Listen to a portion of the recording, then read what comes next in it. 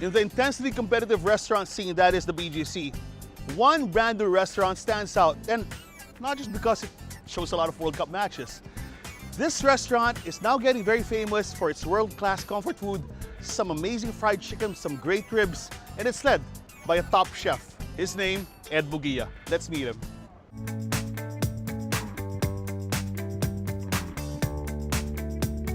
The people behind Mimi and Bros, or call it Mimi and Brothers if you want, are not newbies to the restaurant industry. Their first restaurant, B&T Mexican, was the home of my favorite Burrito. But when they had a chance to open a new restaurant in the BGC, they took a step back and said, instead of Mexican, why not offer a truly spectacular fried chicken? Our bestseller here is our fried chicken. It's already brined overnight in our salt, water, sugar solution. And then what we do is we make our dry rub. So first, with the dry ingredients, we put our super secret spices into our flour. A lot of powders, a lot of really good stuff. Okay, just give it a nice mix. Then next, what we're doing is we're going to make our very own buttermilk. We make our buttermilk in-house. And again, some secret spices and seasonings. Our secret herbs and spices. Pero secret, ah. Ayan. We put lemon juice to make it react. Ayan, so it's that simple. Then what we do now is, we get our chicken. It goes straight into the buttermilk solution. This one secret that we use here, but I'd really want to share with everyone also. Para makuha mo yung flakiness, when you get the flaky part of the chicken all over the breading and the coating, what you do is you get a little bit of the buttermilk and then you put it on the flour. What will happen is, di ba, magka-clump up yung flour ng ganyan. So mangyayari yan yung kakapit sa chicken nyo and that will turn into your very flaky coating. Then the chicken from the buttermilk straight into our flour. Get it nice and pat.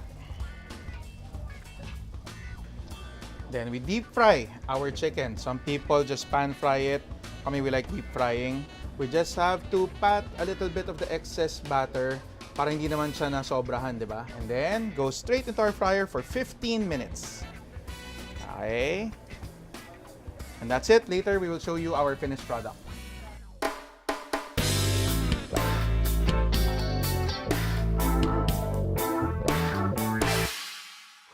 What inspired you to become a chef in the first place? Because I know you didn't set out to be a chef immediately. No. I was in the corporate world. Yeah. One of these big multinational companies. And today, parang it wasn't for me. You had to leave your big multinational company. I left dreams. and just like in the movies, funny thing happened. The day I resigned, I got to my car. There was a flyer for a culinary school on the wiper. I saw the flyer. It was for the Academy for International Culinary Arts, AICA. Yeah. That was the first school of Chef Rob Pengson. Okay. Went there, in my necktie and all, I saw him there. He was cooking, hey, do you want to be one of my first students? No I said, way. sure.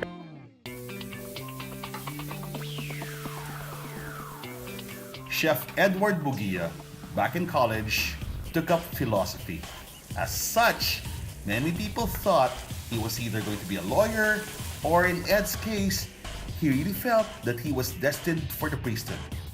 But the church's loss is the restaurant industry's gain. Ed Bugia is now one of the brightest talents in the Philippine culinary scene. What would the parents say? Or how would you tell your parents, Mom, Dad, I want to go into... That's a fantastic question because you have to understand this happened years ago. Okay. This happened more than a decade ago where there weren't any rock star, superstar chefs then. There were chefs, but they did not have the limelight, the spotlight You that didn't see them in the chef- cover of magazines. You did not at all. They were not talked about on Instagram every day. People don't talk about them. There was no social media back then. So of course, the initial reaction of your parents would be, what in the world are you doing? We sent you to an exclusive school, an expensive school, and then magiging kusinero ka lang. It was such a derogatory term back then. Yeah. From philosophy to culinary, Chef Ed's mother and father were surprised, to say the least. But Ed, he just had to follow his true calling. He heeded the call and is now a true master chef. You know, I call you the master of comfort food. Ngayon, dito sa Mimian Brothers, no, what makes your chicken special? Why is this such a big hit? I mean, aside from the obvious, it's entertaining, there's so many sauces, you've got excellent gravy, but what gives us its crackle, its crunch? Why make something fusiony or wild or crazy if you don't know how to make the basic good? The signature dish at Mimi and Bros, of course, the fried chicken with its wide selection of homemade sauces. But wait, there's more. There's the scrumptious prawn tacos, the delicious slow-roasted tadyang, and the bodacious pork ribs crusted with chicharon. And Itong pork chop na so, to, it's a slab. Did you trim off the fat? no, it's still there. You'll have it there. We serve it with our seasoned rice. It's really good with our stewed apple. Fry it really well, brine it really well. Make sure that the coating is really coated really well. For me, the test of a good pork chop is I will love the pork chop with or without sauce. And more often than not, I will love it more without any ketchup Yes. or sauce. I'm gonna slice off some God, it's 6R slow cooked short ribs for you. It's one of our sneaky best sellers because look, Really good. I'm using a butter knife for this, Okay. and it's going to go So through. take note, we're not using a steak knife. Alright. It just makes so much sense. The ribs, you have to eat it with our root beer barbecue sauce. Okay. I'll put a little on the side. Yes, please. I love it. It's my favorite. Can you give a piece of advice to young cooks, aspiring chefs? It's like this. I noticed this with especially the younger generation now. When they start out working in the workforce, they want to be the top dog immediately. That never works. Yeah. You have to say yes to everything. Everything.